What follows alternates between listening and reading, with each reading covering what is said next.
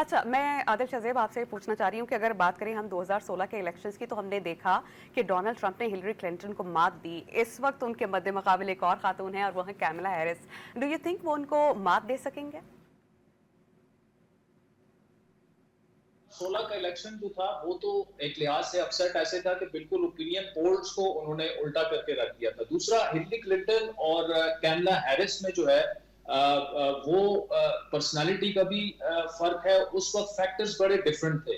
इस वक्त जो है डोनाल्ड ट्रंप जो कि एक तो अमेरिकी तारीख के पहले प्रेसिडेंट हो गए, अगर वो इलेक्ट हो गए कि वो एक टर्म उन्होंने गुजारी, दूसरी हारी और दोबारा से वो जीत गए, तो इस लिहाज से भी तारीखी इलेक्शन होगा कि अगर एक पहली खातून और वो अफ्रीकन और इंडियन ओरिजिन की खातून बन जाती है, तो इस लिहाज से जो है मेरे ख्याल में कैमला हैरिस जो है हिलरी क्लिंटन के मुकाबले में स्ट्रॉन्ग थी। ऑल्दो हिलरी क्लिंटन उस वक्त उनकी ओपिनियन पोल्स में लीड थी, लेकिन हमने देखा कि डोनाल्ड ट्रंप ने जिस तरह से कैंपेन की और जिस तरह से वो आगे आए, तो हिलरी क्लिंटन का एक तो बिल क्लिंटन का भी अपनी एक लेगेसी थी। उनके उनके प्लस पॉइंट्स भी थे, उनके माइनस पॉइंट्स भी थे। फिर जब वो फॉरेन सेक्रेटरी रही तो कुछ लोगों को उनकी पॉलिसीज पसंद आई, परफॉर्मेंस पसंद आई, कुछ को नहीं आए।